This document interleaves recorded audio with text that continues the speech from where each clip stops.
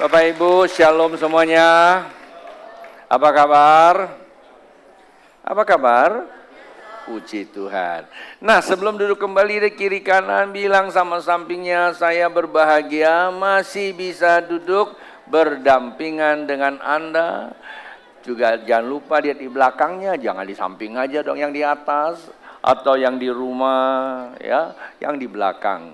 Nah, sekarang silakan duduk kembali Bapak Ibu. Baik Bapak Ibu, hari ini adalah awal dari bulan Mei. Tentu ada banyak hal yang akan kita pelajari bersama untuk memasuki bulan Mei ini. Maybe yes and maybe no katanya. Ya. Baik Bapak Ibu, bagi Bapak Ibu yang kali pertama hadir, kalau Bapak Ibu tidak berkeberatan boleh lambaikan tangan, saya boleh lihat sejenak. Ya, pastikan Bapak Ibu tidak langsung balik selepas ibadah ini. Ya, staf saya yang akan memberikan, menjumpai Bapak Ibu dan akan membagikan visi misi gereja di mana kita ibadah bersama di tempat ini. Tentu kami juga ingin berdoa kepada Bapak Ibu, jikalau Bapak Ibu mempunyai pergumulan, ya, jangan lupa Bapak Ibu catat doanya di formulir doa yang ada. Selamat bergabung buat Bapak Ibu yang ada di online service tentunya ya. Nah, sebagaimana saya gambarkan di dalam gereja kita, setiap tahun Tuhan membukakan jendela untuk kita lihat ya tahun hari-hari ke depan. Dan kita jangan lupa bahwa hidup ini kan selalu bergerak. Ini keniscayaan juga ya. Yang namanya hidup, Anda suka tidak suka, kita selalu bergerak. Ya, nggak ada yang geraknya ke belakang, pasti ke depan. Itu yang pasti. Nah, yang ditinggalkan itu menjadi sebuah sejarah. Baik dan buruk sejarah itu ditentukan setiap pribadi lepas pribadi. Ya, jadi jangan kalau ada hal yang buruk di belakang, lalu kita menyalahkan orang lain. Memang manusia itu mudah untuk menyalahkan orang, sulit untuk menyalahkan diri sendiri. Karena firman Tuhan juga mencatat seperti itu. Kita lebih gampang melihat selumbar di depan saudara kita, tapi kita sulit loh ya. Lihat yang balok gede banget gitu ya, nggak kelihatan malahan katanya ya. Nah, tapi jangan lupa bahwa segala sesuatu yang dilalui, yang kita tinggalkan itu menjadi satu sejarah ya, historis bagi Anda dan saya. Tentu tidak baik kalau kita menyisakan sesuatu yang tidak baik ya. Nah, yang kita hidupi hari ini adalah anugerah. Karena kita semua ada dan kita sadar apa yang sedang kita jalani. Tapi jangan lupa kita akan maju ke hari esok. Nah, siapa yang tahu hari esok apa yang akan terjadi? Jangankan hari esok, 1 jam ke depan aja kita tidak tahu. Palingan yang kita tahu selesai ibadah cari makan kali ya. Itu mah nggak usah ngomong lah, kebiasaannya aja ya. Kalau kita tidak tahu 1 jam ke depan apa yang terjadi. Nah, seringkali secara spiritual kami mengatakan itu adalah misteri ya, kehidupan kita tidak tahu. Tapi sebetulnya secara ilmiah itu ke depan ini menjadi pengharapan. Selalu ada pengharapan.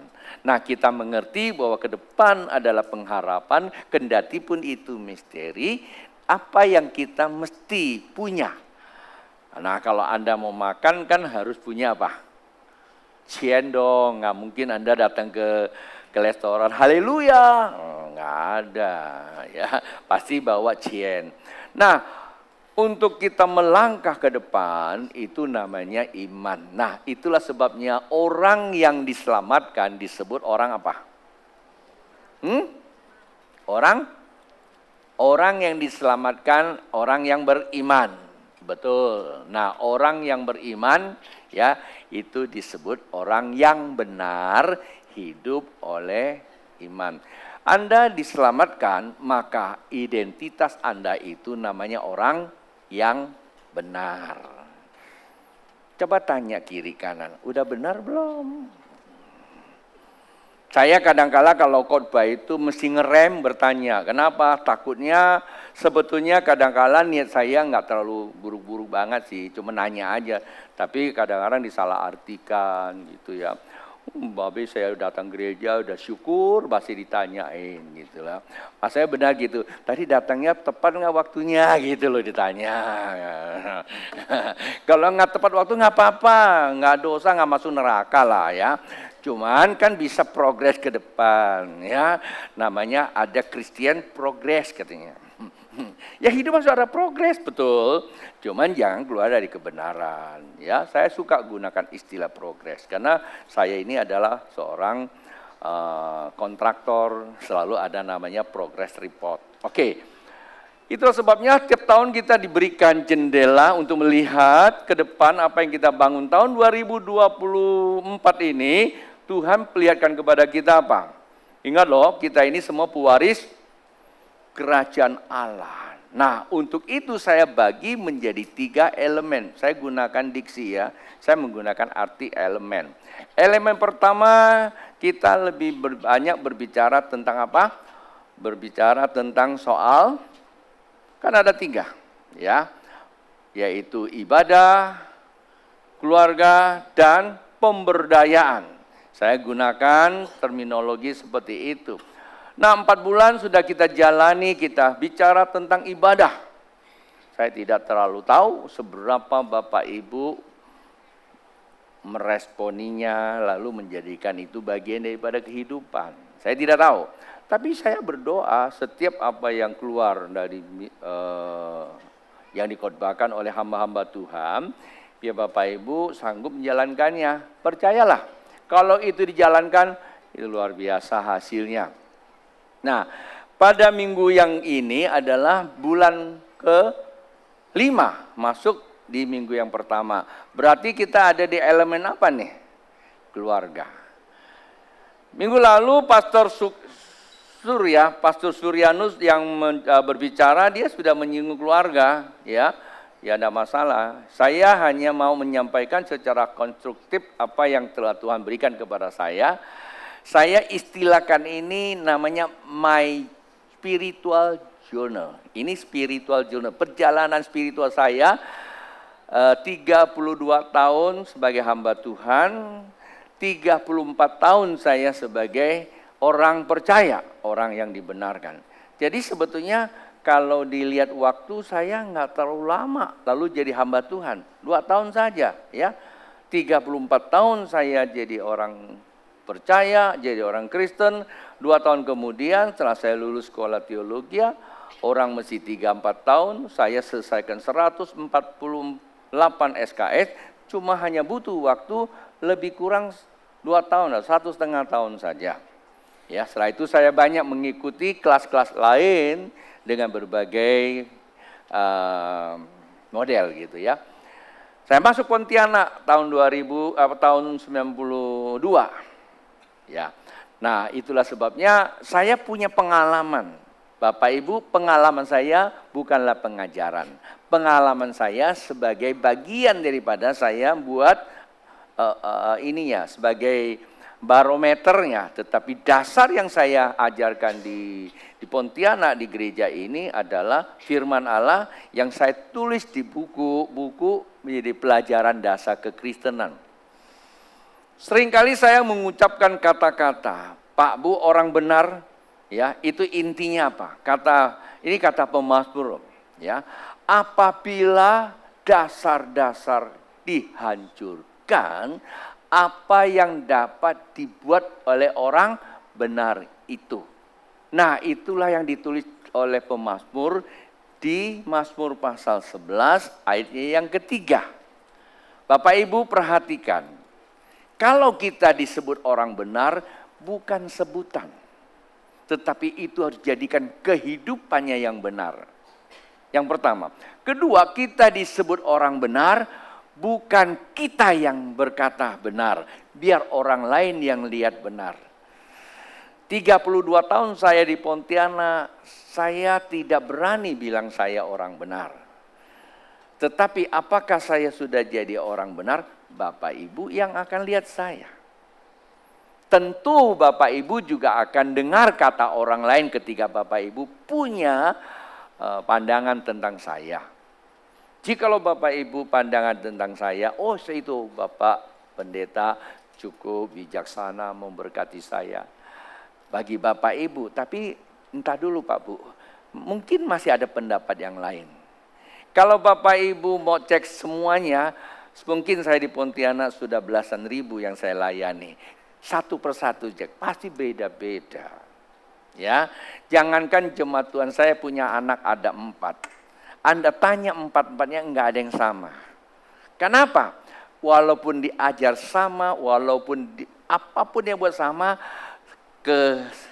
berikutnya ke depan akan membuat dia bertumbuh sesuai apa itu pilihan dia. Paham Bapak Ibu ya? Nah, karena itulah kita tidak boleh berhenti untuk menata diri. Kita tidak bisa menata orang. Saya nggak bisa loh menata Bapak Ibu. Saya mengatur diri saya membuat skematikanya. Artinya membuat contoh-contohnya. Silakan lihat dan silakan ikuti. Dan tentu tidak keluar dari firman Tuhan. Kadang-kadang kita ini terlalu sibuk, terlalu ngotot untuk mau ngatur orang. Ya kan? Ketika kita ngotot ngatur orang, kita lupa ngatur diri kita sendiri. Orang itu enggak berubah, kitanya malah yang menjadi berubah. Ya, nah itu sebabnya. Nah, karena itu minggu pertama dari bulan Mei ini apa yang saya mesti sampaikan? Saya ajak Bapak Ibu untuk melihat firman Tuhan. Saya tidak banyak buang waktu di sini karena ayatnya cukup banyak. Tapi Bapak Ibu, saya menghindari terlalu banyak menjelaskan detail karena saya tahu ini bukan seminar. Bapak Ibu bisa catat kemudian di rumah direnungkan baik-baik. Ini sangat amat penting sekali. Ini namanya perjalanan rohani seseorang. Nah, saya ambil perjalanan rohani saya bersama dengan Tuhan ada hari ini. Ya, ada hari ini saya berharap begitu Bapak Ibu mengikuti apa yang saya sampaikan, ya minimal Bapak Ibu bisa membangun satu kehidupan berkesesuaian dengan rencana Tuhan bagi Bapak Ibu. Sebab rencana Tuhan buat saya dengan Bapak Ibu pasti beda. Kalau kita melihat Alkitab 1 Tesalonika pasal yang keempat ayat yang ke-23. Setiap orang Tuhan panggil, Tuhan pilih, dan Tuhan yang menetapkan, dan Tuhan juga yang akan mengenapinya. Itulah sebabnya jangan salah menjalankan panggilan Tuhan. Kalau Tuhan tidak suruh jadi pendeta, jangan sekali-kali jadi pendeta. Kalau Tuhan tidak suruh kamu jadi pengusaha, jangan jadi pengusaha. Ya. Yang penting ikuti kehendak Tuhan. Saya ajak Bapak Ibu untuk melihat yang menjadi dasar pemikiran kita hari ini. Saya mengambil firman Tuhan dari Matius pasal yang ke berapa? Matius pasal yang ke-11. Ini ayat firman Tuhan ini sangat umum sekali. Mengapa? Karena ini menunjukkan Tuhan secara global berbicara kepada setiap manusia. Ayat-ayat ini Tuhan tidak berbicara kepada orang Kristen. Jadi jangan kita terlalu egosentris gitu ya. Seakan-akan Yesus itu cuma untuk orang Kristen. Enggak. Orang Kristen yang mempercayakan ya Yesus itu Tuhan. Lalu kita mengalami berkat kasih karunia-Nya. Tapi Tuhan itu datang kepada siapa? Kepada umatnya. Nah, karena itu di dalam kitab Yohanes pasal yang pertama, ayat yang ke-10 dia bilang apa? Dia datang kepada miliknya. Namun miliknya apa? Menolak. Sebetulnya Yesus datang ke dunia ini, datang kepada miliknya. Siapa miliknya? Ya manusia, terutama yang memang menjadi sasaran utamanya, yang telah hilang dari kemuliaan Tuhan. Nah, tetapi tidak semua itu otomatis diselamatkan. Lalu muncullah ayat yang ke-11, 12 ya. 11 itu yang dikatakan dia datang kepada miliknya. Ayat 12 baru dia berkata apa? Ayat 12 dia berkata, apabila ya mereka yang percaya Yesus Kristus itu adalah Mesias, anak Allah yang hidup, mati di atas kayu salib, dan bangkit dan menyatakan dirinya Tuhan. Itulah sebabnya 40 hari yang lalu kita rayakan Paskah itu memang dia telah mati. Tetapi hanya 3 hari cukup waktu untuk dia ada di alam kematian. Setelah itu dia bangkit, 40 hari kemudian dia memberikan pengajaran-pengajaran yang sangat-sangat esensial, sangat-sangat penting, yaitu tentang kerajaan Allah. Nah, kemudian tanggal 9 nanti ya, kalau tidak salah, tanggal 9 kita merayakan Isa Al-Masih. Itu dalam bahasa Arabnya. Tetapi yang benar itu adalah kita merayakan Yesus naik ke surga.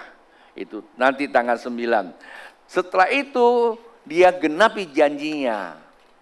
Mencurahkan Roh Kudus yang kita kenal namanya Hari Pentakosta, hari ke-50. Perayaan hari ke-50 sebetulnya itu adalah perayaan yang dilakukan oleh mereka yang hidup di dalam hukum Taurat. Jadi kegenapan hukum Taurat dengan hukum Kristus itu sebetulnya ada satu kesatuan tak dapat dipisahkan. Baik, saya mulai bicara ayat-ayat ini. Saya tolong Bapak Ibu membacakannya, kemudian biarlah firman Tuhan hari ini bisa menolong kita ya, untuk membangun kehidupan berkesesuaian dengan panggilan Tuhan. Terima kasih untuk Mbak Neti dan Urita. Ya, karena saya sedikit sentil saudara kita Ivong. Ibunya itu saya panggil Mak. Karena dari zaman saya masuk di Pontianak Perintisan ini, saya keluarga ini kita akrab banget gitu. Jadi kemarin dia mau pulang, saya bilang masa pulang ikut online. Datanglah sekali-kali dia hadir. Tunda pulang ya. Terima kasih ya. Tuhan pasti memberi yang terbaik buat Anda semua. Tidak cukup hanya dengar sih bisa di radio, bisa di TV, bisa di online. Tapi impartasi tidak mungkin bisa. Impartasi itu adalah energi berkesesuaian dengan respek Anda. Oke, saya baca. Biarlah Tuhan menolong kita melalui khotbah hari ini. Matius pasal 11:28 berkata, marilah kepadaku ya semua yang letih lesu dan berbeban berat, aku akan memberi kelegaan kepadamu. Pikulah kuk yang kupasang dan belajarlah kepadaku, karena aku lemah lembut dan rendah hati, dan jiwamu akan mendapat ketenangan. Sebab kuk yang kupasang itu enak dan bebanku pun ringan. Seringkali dipelesetin, marilah kepadaku yang lemah, dikatakan apa? Kepadaku yang letih lesu dan yang berbadan berat, bukan ya. Seringkali dipelesetin aja, enggak, hari ini enggak. Pak Bu, dari 3 ayat ini saya memetakan sebagai konstruksi, pasti saya ada kerangkanya. Saya tambahkan dalam kurung, bukan di dalam Alkitab ya. Itu ada kata Tuhan, ada kata kebenaran, dan ada kata pertumbuhan. Atau disebut probabilitas perubahan. Baik Bapak Ibu. Nah seringkali saya suka sebut ini namanya TKP. TKP itu bukan tempat kejadian perkara ya.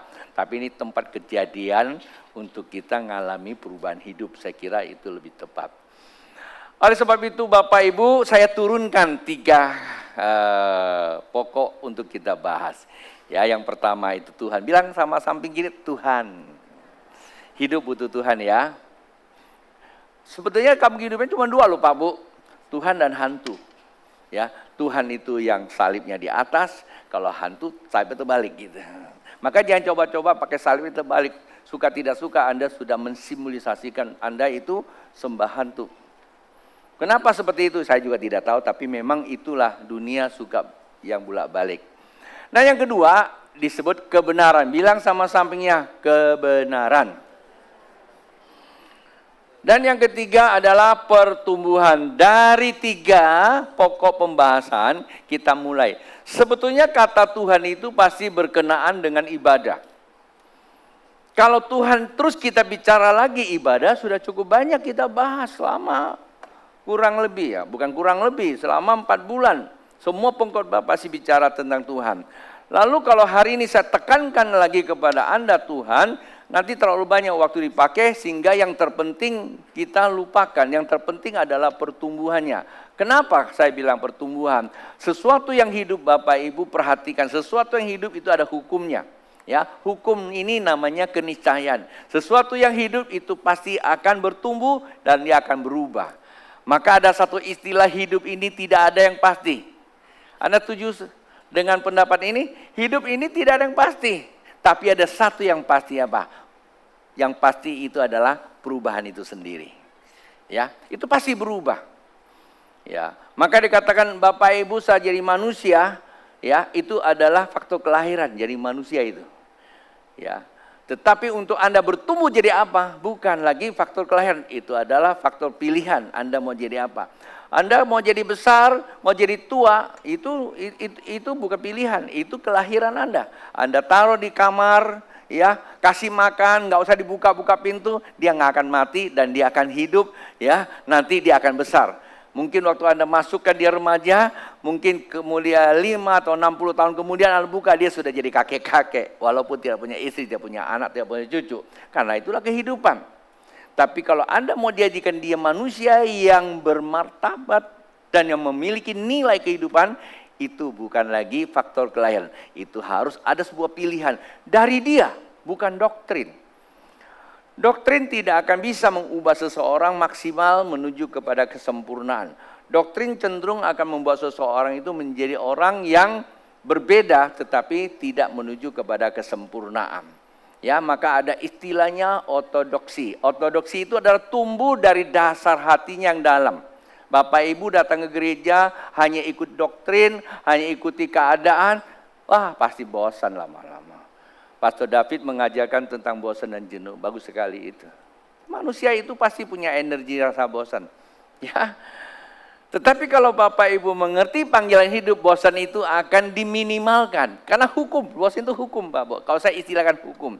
Ibarat dalam hukum ini ada namanya hukum yang paling kita rasakan namanya hukum gratifikasi. Anda suka tidak suka, kalau Anda naik ke atas, lompat pasti turun ke bawah. Nggak mungkin naik ke atas. Ya, karena itu hukum gratifikasi. Tetapi Bapak Ibu bisa lompat naik ke atas. Maka untuk melawan hukum ini ada satu istilah namanya hukum aerodinamik. Maka dia tidak akan jatuh. Bahkan hukum ini yang akan membawa dia mencapai tujuan seperti pesawat terbang. Kan gitu loh ya. Sama semua itu ada hukumnya. Kalau Anda bosan di dalam ibadah, bosan di dalam kehidupan, bosan dalam banyak hal, jangan takut, ada hukum kebalikannya. Namanya barang hidup pasti selalu gender. Ada dua, ada satu pasang. Enggak ada yang tunggal. Hanya Bapak Tritunggal. Ya. Kalau Anda ketemu yang namanya ada orang kok dia begitu buruk sekali. Pak, jangan lihat buruknya, itu akibat. Ada penyebabnya, cari penyebabnya dulu. Kalau hari ini Anda lakukan segala sesuatu tidak berhasil, jangan lihat ketidakberhasilan. Lalu jadikan tidak keberhasilan itu menjadi sebuah momok yang menakutkan. Nangisi, diratapi. Bapak Ibu perhatikan baik-baik. Semakin kita tangisi, semakin kita ratapi, ya jadi tembok ratapan ya. Ya akan makin besar, makin tebal. Bukan itu isunya, penyebabnya apa? Ada orang sakit-sakitan, saya bilang kalau kamu sakit-sakitan nanti badannya sakit, tangannya sakit, kemudian semua bangun pagi sakit. Itu akibat. Cari tahu penyebabnya apa. Saya udah umur 66, itu fakta lahir. Fakta administrasi 71. KTP saya 71. Dilihat usia KTP, wah sudah senior banget. Tapi faktor lahir saya adalah 66. Kenapa? Saya nggak ngerti, itu urusan orang tua dulu salah catat. Huruf 3 dan huruf 8 itu mirip-mirip, kira-kira gitu. Nah, Bapak Ibu tahu nggak, satu masa saya rasanya kalau jalan ke tangga, kaki saya itu sakit. Saya bilang sama saudara saya, nggak hadir mungkin ya, saya nggak sebut nama lah. Saya bilang, bro, orang tua tuh, kalau ada tua tuh nggak bisa dibohongin ya. Jadi saya mau terima nasib gitu loh. Kayak kita udah umurnya kalau di atas gocap tuh sebelah sakit. Ketika saya berdoa tuh hampir nggak bisa. Ya, saya berdoa Tuhan bilang kamu tidak akan sakit ketika engkau datang bersama saya. Saya temukan konsepnya. Saya ajarkan Nyak juga. Kalau Anda lihat saya bangun pagi, ada aktivitas yang saya lakukan. Sehingga beberapa bulan kemudian itu barang tidak datang kepada saya. Bilang sama samping kiri, sehat itu pilihanmu. Sukses itu pilihan kamu. Bodoh juga pilihan kamu. Ya lah? Kalau kamu tidak mau belajar, maka saya selalu bilang begini. Kalau hari ini masih ada orang bodoh, tanda petik, ada orang susah. Cuma satu. Malas belajar. Kalau dulu iyalah, kita tinggal di kampung, nggak ada fasilitas. Mau belajar apa? Paling belajar sama monyet kali ya. Maka ada kungfu jurus monyet gitu loh. Itu pun bisa jadi terkenal. Tapi sekarang Anda di kampung pun, itu sudah ada online. Bisa belajar, Anda bisa berkunjung ke semua perpustakaan dunia. Saya nggak sekolah di Israel. Tapi saya daftar di namanya Israel. Saya bisa belajar di situ. Saya nggak perlu ke sana, ya kan? Saya nggak sekolah di Australia. Saya bisa belajar sama namanya university yang ada di Australia. Kan bahasanya beda. Kenapa susah? Tanya tuh Pastor Sukadi pergi ke Jepang. Saya lihatin dia pakai itu, hibakgul. Ya kah? Hari ke situ, harapata. Waduh. Dia bisa makan pakai itu banda. Tahu nggak itu? Ya, otak yang di luar itu loh, gadget. Dia bisa hampir semua bahasa dia bisa. Saya lagi mikirin cara bagaimana itu alat ya, nanti taruh di otak, nanti kita ngomong tuh bisa keluar sama. Jadi antikris dong ya.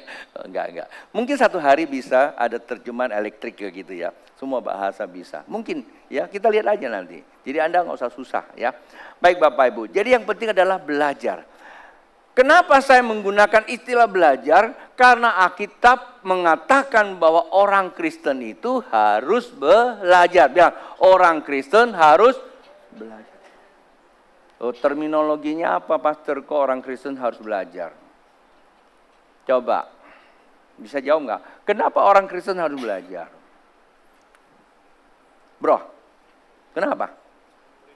Karena murid. Nah itu dia, Kristen itu adalah satu name tag, panggilan waktu ada di Antioquia.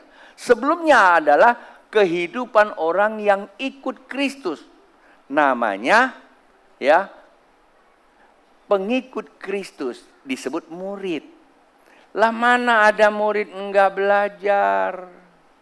Kalau Anda bilang Kristen, ya harus belajar. Itu yang pertama kalau kata belajar. Belajar apa? Belajar mengerti hati Bapa. Jadi serupa dengan Bapa. Bapak Ibu yang pertama murid itu belajar, yang kedua apa? Belajar untuk mengerti hati Bapa. Nah, hati Bapa, yang pertama hati Bapa itu apa? Ayo. Hati Bapa itu apa? Ini kalau yang KPG udah ikut nih. Hati Bapa yang pertama adalah love. Kalau Bapak Ibu jatuh cinta kepada suami atau istrinya, ingat itu karena Tuhan yang memberikan energi itu. Coba kalau enggak, Anda nggak akan bisa mencintai siapapun. Maka saya bilang sama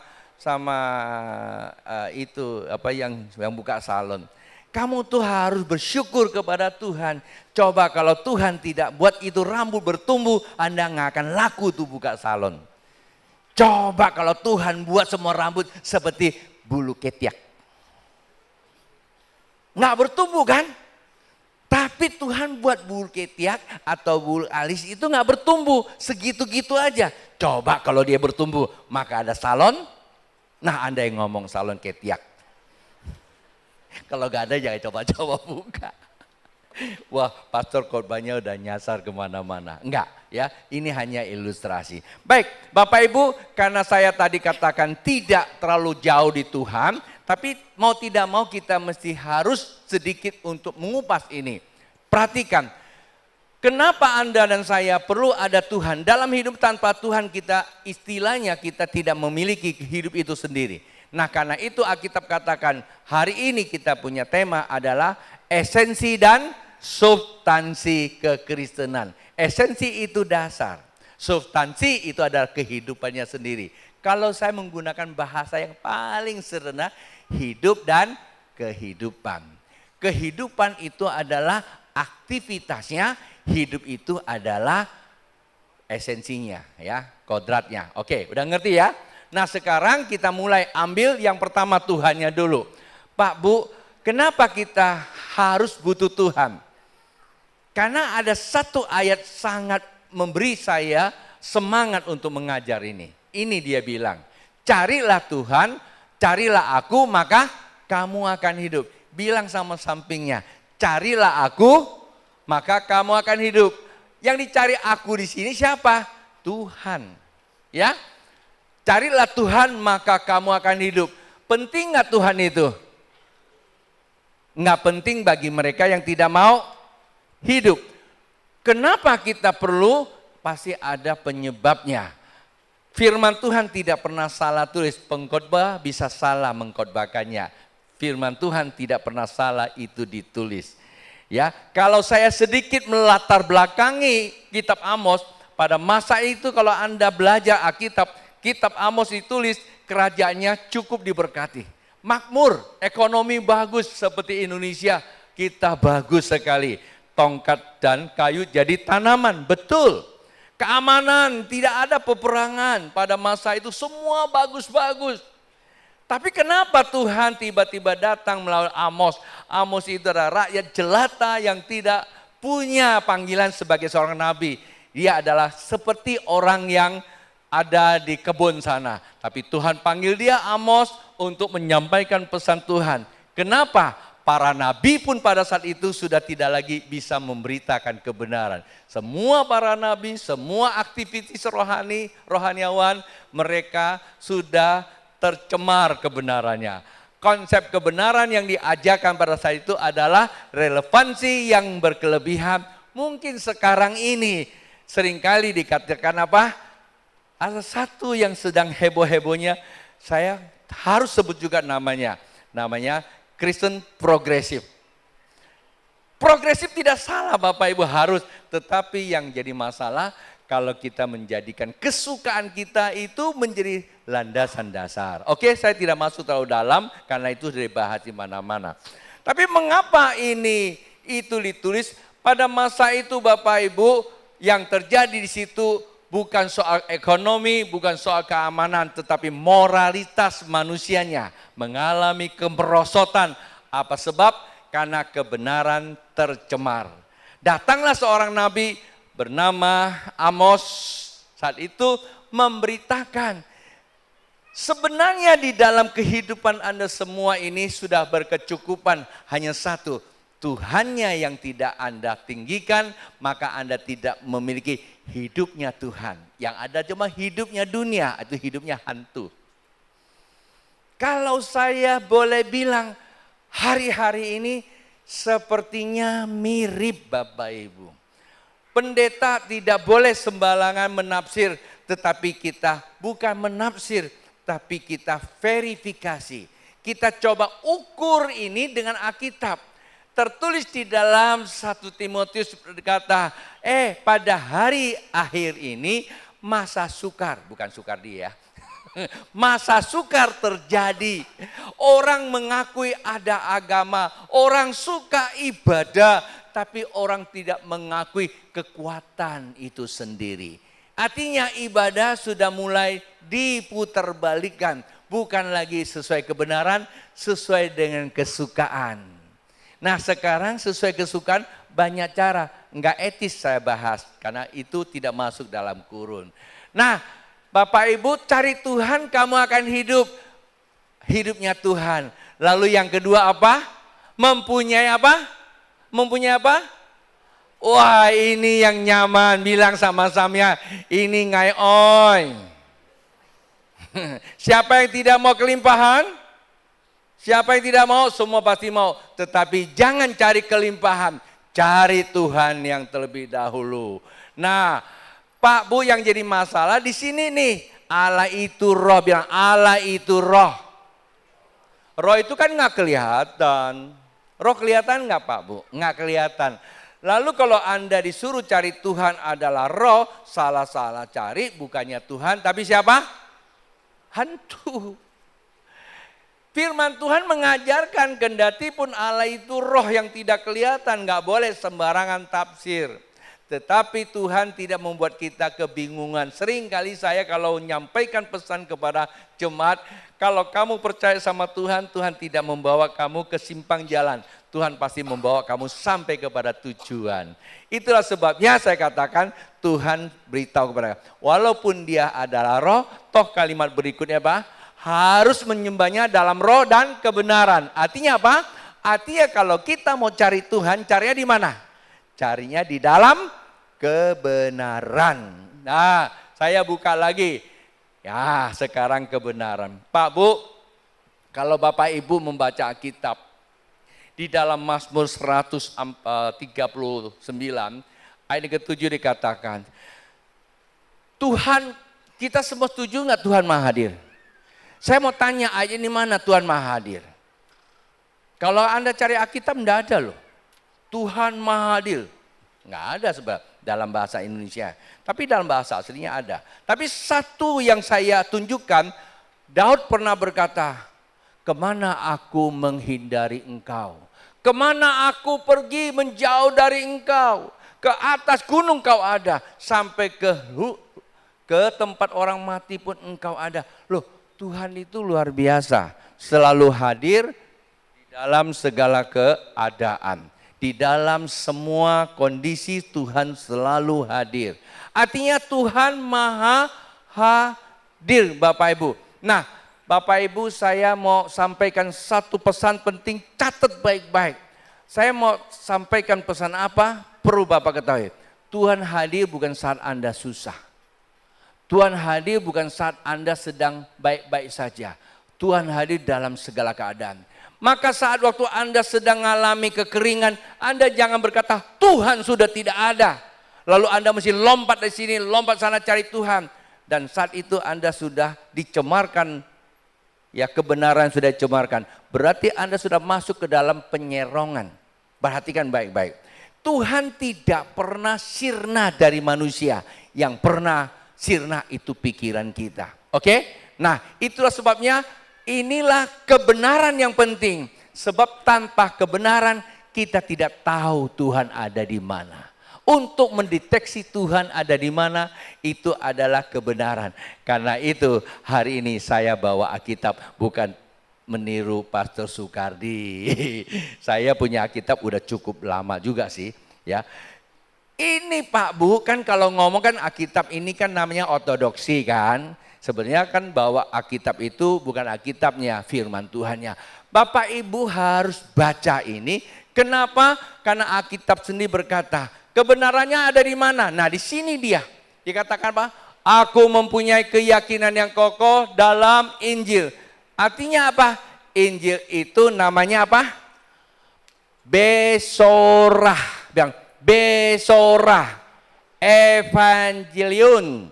Ya, itu bahasa aslinya. Ya, artinya apa? Kabar baik. Kabar baik. Kabar baik apa? Kenapa mesti kata Besorah? Besorah itu adalah manusianya itu menjadi kabar baik. Jadi maksudnya gini, sikap dan perilaku itu ya jadi kabar baik. Bapa itu tidak kelihatan. Roh Kudus itu tidak kelihatan. Lalu bagaimana kita bisa tahu Bapa? Yaitu Adam yang pertama. Karena Adam tidak lagi bisa memberitakan tentang Bapa, maka Adam kedua datang, namanya Yesus. Yesus itu adalah daging, maka disebut apa? Basar, basar, daging, tubuh. Tubuh yang menampakkan Tuhan, maka disebut apa? Besorah. Sikap perilaku itu yang membawa kabar baik. Nah, Injil ini ditulis mencatat tentang sikap perilaku Bapa di dalam Yesus. Kalau Bapak Ibu membaca Alkitab, kitab Lukas pasal 24 ayat 44 katakan seluruh kitab yang ada di Alkitab dari Kejadian sampai Wahyu cerita tentang siapa? Kristus Tuhan. Nah, itulah sebabnya Bapak Ibu kalau mau cari Tuhan bukan cari ke sana dan cari sini. Udahlah, pasti nggak ketemu cari sana cari di sini aja. Baca ini aja. Satu ketika Tuhan bukan dicari, tapi Tuhan yang mencari. Tapi dia nggak tahu Tuhan mencari dia. Pagi-pagi, bukan pagi dia, sore-sore lah, malam. Sebelum tidur, bait Allah lampunya belum mati. Lalu ada seorang anak muda lagi tidur di bait Allah. Tuhan datang sama dia. Sam, kok hari ini kamu nggak mimpi pujian? Oh enggak ya, ini cerita. Lalu si Samnya bangun. Waduh, Pastor David manggil. Fit, saya Tuhan nanya loh, kok nggak dikasih pujian? David bilang, Sam, gua nggak manggil lo. Ini cerita, gua putar balik ya. Ya. Lalu dia, udah tidur lagi aja. Tidur lagi Sam, datang lagi suara. Sam, ngapain kamu tidur? Wah, jangan-jangan Pastor Gideon nih, dia datang. Bangkit, Tuhan, dia nggak ngomong, ngapain kamu panggil saya? Enggak, saya nggak manggil kamu. Ya, yang ketiga, dia tidur lagi. Wah, jangan-jangan Babe nih. Dia datang ke Babe manggil saya, enggak. Lalu Babe agak berhikmat gitu.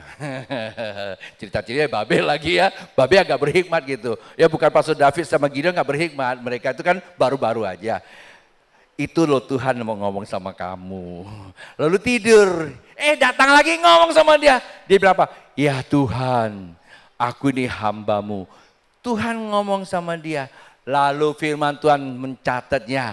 Mengapa Sam tidak bisa dengar suara Tuhan? Bukan tidak bisa dengar, tidak mengerti. Bilang tidak mengerti. Itulah sebab Tuhan katakan, ampunilah mereka ini semua. Sebab mereka tidak mengerti. Tanya sebelahnya, kamu udah ngerti belum?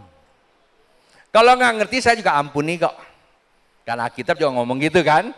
Nah itu penyebab utamanya. Nah itulah sebabnya baca ini jangan pikirkan ngerti tidak ngerti, Anda baca saja. Sebab kalau firman Tuhan yang tertulis tidak dibaca, Anda juga tidak bisa mengakses rohnya Tuhan. Itulah sebabnya kita mudah diserongkan. Saya kunci kata ini. Tanda-tanda itu diserongkan di mana? Tanda-tanda kita diserongkan itu, surat tanya, Tuhan udah gak ada loh sama saya. Tuhan sudah gak ada loh di komsel. Tuhan sudah gak ada loh di gereja. Itu dia tanda diserongkan. Ya, saya gak mau lagi di Sungai Kapuas karena Tuhan gak ada. Lalu kemudian Sungai Yordan udah gak ada lagi Tuhan. Saya pindah ke Sungai Kapuas. Itu tanda diserongkan. Mudah-mudahan ini tidak menyindir Anda. Ya, kita mulai lagi Bapak Ibu. Karena apa? Karena di dalam Injil, di dalamnya nyata kebenaran Allah. Nah, Anda bayangkan loh, Alkitab Anda itu nyata loh kebenaran Allah. Kenapa dibilang apa? Itulah sebabnya disebut apa? Orang benar akan hidup oleh iman. Baik Bapak Ibu, saya pun sudah mulai makan waktunya Anda lagi. Langsung kita Ini ngerti ya kebenaran ya. Jadi saya buat yang agak sedikit ringkas.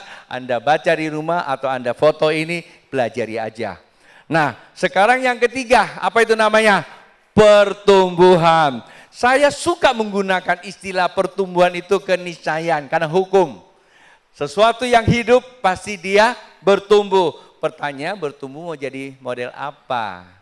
Nah itulah sebabnya hari ini karena kita sedang berbicara tentang apa? Esensi dan substansi kekristenan. Ruang lingkup kita bicara tentang apa? Kristen, bilang Kristen.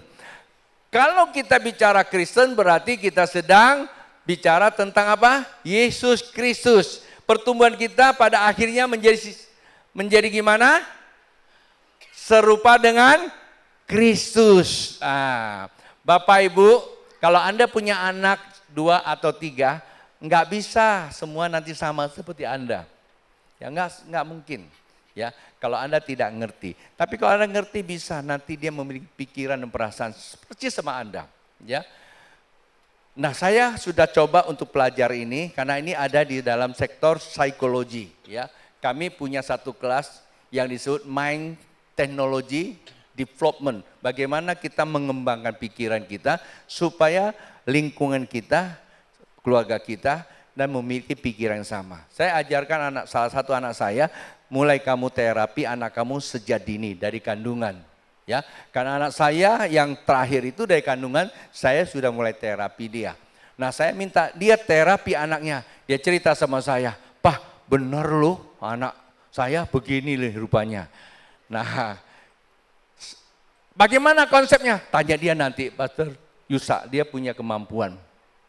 Ya, tapi anak-anak saya yang lain udah mulai banyak tahu juga cara saya dan mereka coba terapkan. Nah, kita lihat Pak Bu, pertumbuhan, karena kita bicara tentang kekristenan, lalu kita lihat esensinya. Esensi gereja, esensi kekristenan ada di sini Pak Bu. Ini esensi, bilang esensi. Apa itu esensi? Dasar, mendasar atau hakikinya. Nggak terlalu dalam ya bahasanya ya. Ngerti esensi? Ya. Dasarnya ya. Betul nggak Pastor Sukadi? Esensi itu dasar ya? Ya pokoknya itulah dasarnya ya. Nah, oke. Dasarnya diambil dari ini. Dasar kekristenan apa itu? Nah, saya yang atasnya saya tidak perlu sebut ya. Di situ dikatakan apa? Hidup sebagai keluarga. Kekristenan adalah apa? Keluarga Allah. Bilang, kekristenan adalah keluarga Allah. Ya ini apa? Jemaat dari Allah yang hidup. Wih, kekristenan adalah jemaat Allah yang hidup. Ya, tiang penopang dan dasar kebenaran. Dan itu menjadi esensinya. Kalau Bapak Ibu mengakui orang Kristen harus memiliki 3 hal penting ini. Pertama, benar nggak Bapak Ibu tertanam di dalam satu keluarga? Tipologi perumpamaan keluarga itu dilihat dari keluarga inti kita. Penting nggak keluarga? Kenapa Tuhan menggunakan istilah keluarga? Karena keluarga merupakan idenya Tuhan pertama kali di Taman Eden. Ya, idenya Tuhan. Ya, maka Tuhan menggunakan kehidupan barunya dengan simbolisasi, dengan aturan yang sama. Itulah sebabnya kita lihat Alkitab mencatat bahwa institusi keluarga dan institusi gereja 2 hal beda tapi hukumnya sama. Ya, kita mencatat hukumnya, aturannya sama. Jadi kalau Bapak bicara gereja, sama kita di rumah tangga kita. Oke, paham ya? Nah, Bapak Ibu mesti paham. Sebetulnya Anda berkeluarga, punya istri, punya anak, itu namanya jemaat Allah yang hidup juga. Ya, suami itu menjadi siapa? Imam. Ya, jadi kalau suami tidak bisa membawa istri berjumpa dengan Tuhan, itu bukan imam. Ya, itu namanya imat. Itu penting Bapak Ibu, maka jangan salah itu. Dan yang kedua mesti ingat, ya, sebagai jemaat Allah itu, ya. Dan yang ketiga ingat ya, tiang penopang. Suami, Anda suka tidak suka, sadar tidak sadar ketika Anda punya istri, apapun alasan kamu boleh bilang, tapi Anda yang akan meneruskan generasi berikutnya, bukan istri. Saya waktu lagi diskusi sama saya punya dosen, bahkan dia adalah rektor. Saya bilang, istri tidak nurunkan dosa. Yang nurunkan dosa adalah suami. Salah Ton. Kalau salah Yesus berdosa dong. Karena Yesus dilahirkan oleh seorang wanita. Dia mikir. Ya, wanita cuma hanya melahirkan. Tetapi embrionya, maka ada istilah permatikos, benih. Ya, permatikos itu benih. Itu dari pria. Ya. Maka itu ayo istri-istri, jadilah penolong terhadap suamimu. Dia penting untuk menurunkan satu generasi sebagai tiang penopang bagi generasi berikutnya. Kalau suami atau bapak-bapak salah di dalam kepemimpinan, hancur masa depannya. Gereja kalau tidak bertuhankan Yesus, cuma hanya bertuhankan kehidupan, hancur jemaatnya. Yang menjadi suami atas gereja itu adalah Kristus kepala.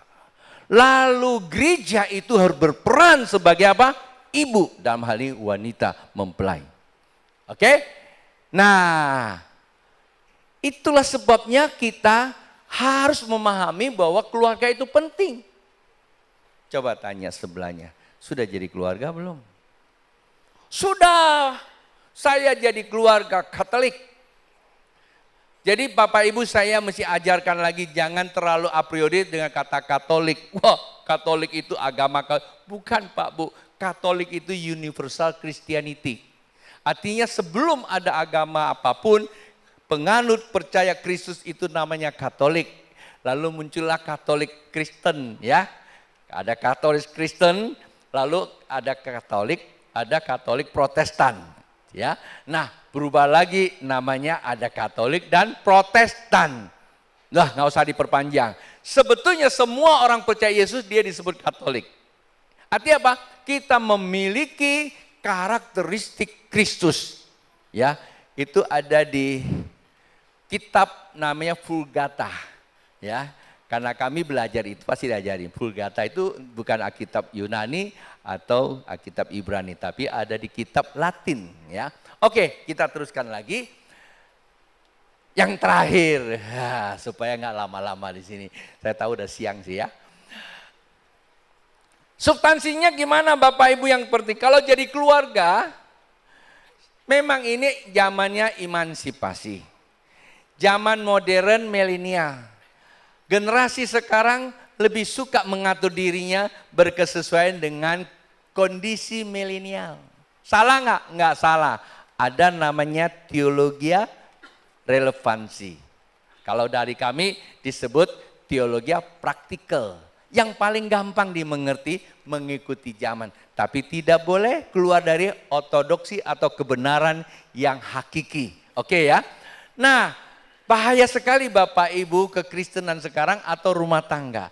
Orang lebih suka berjalan sendiri daripada berjalan bersama. Kalau anak-anak, saya punya pengalaman sebagai satu share aja. Waktu anak itu masih kecil, dia pasti akan suka sama papa mamanya kemana-mana. Waktu dia masih kecil. Sampai dia sudah mulai menjelang remaja, akil balik, usia 10, 11, 12, dia sudah mulai suka jalan sendiri sama teman-temannya. Itu anak-anak saya. Tetapi kalau dia sudah besar lagi, dia suka lagi sama papa mamanya. Apa sebab? Tanya, pikir sendiri. Ya, waktu dia kecil dia suka sama papa mamanya karena memang dia nggak bisa kemana-mana. Satu, kedua, kalau dia mau apa-apa gampang, tinggal dia datang kepada sumbernya. Anak-anak saya 3, 4 anak pinter, ada gaya Katolik, ada gaya Protestan, ada gaya Injili, ada gaya karismatik. Kalau karismatik itu langsung pada to point. Keluar Yesus, itu dia. Kalau yang pertama gaya Katolik. Biarlah kehendak Bapa yang jadi, agak slow. Nah, satu anak saya yang agak gaya Injili, yang mana saya gak sebut tentunya. Dia kalau mau apa-apa dia gak minta dulu. Dia bilang, "Pak, barangnya bagus loh ini." Dia, "Bagus ya." Aku tahu dia tuh mau. Udah jalan, gak lama lagi dia, "Pak, kayak yang tadi barangnya bagus ya." Terus saya bilang, "Kamu mau?" "Mau deh, kita beliin." Itu gayanya bagus sekali. Dia nggak maksa, tapi dia membuka pikiran bapaknya. Doa sama Bapak di surga itu jangan memaksa. Bapak sudah pasti kasih kok. Bilang, "Tuhan, ya, aku tahu Engkau sudah memanggil saya menjadi hamba-Mu. Maka sekarang saya mau melakukan tugas-tugas kehambaan." Oh, Bapak turunkan semua kelengkapannya. Ya, kalau sebagai istri atau suami juga harus begitu. "Tuhan, saya sadar saya sebagai suami, saya banyak kekurangan. Saya minta Bapak urapan itu turun." Pasti turun. Jangan doanya begini, "Tuhan, itu wanita yang Kau kirim dari mana saya tidak tahu." Atau bilang begini, "Tuhan, itu pria dari mana saya tidak tahu." Padahal Anda pacaran udah 10 tahun. Dari ujung rambut sampai ke kaki sudah tahu semuanya. Kok sekarang bilang nggak tahu? itu namanya Anda salah menipu diri Anda sendiri atau ditipu oleh cintamu yang buta itu. Tertawanya kencang banget.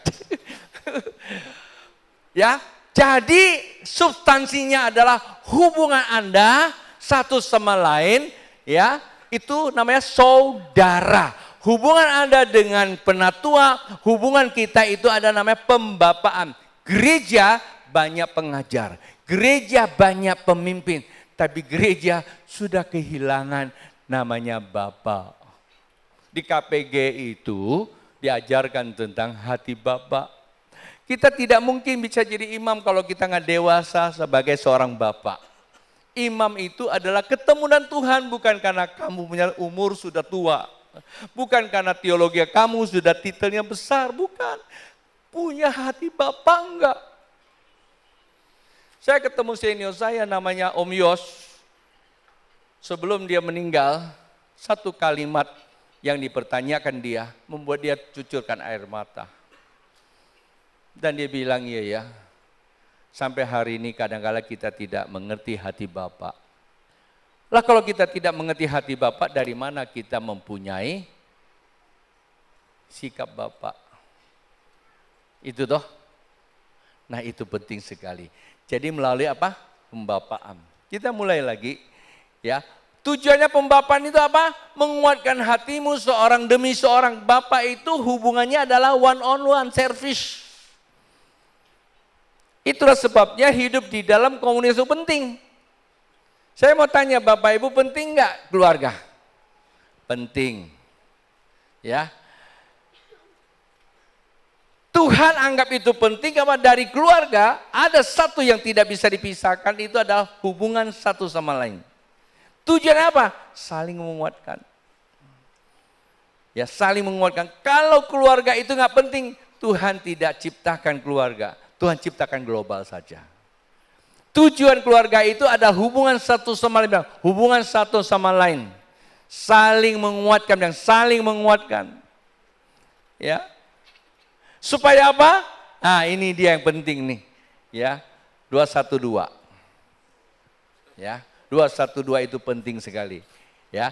Supaya kamu hidup berkesesuaian dengan kehendak Allah.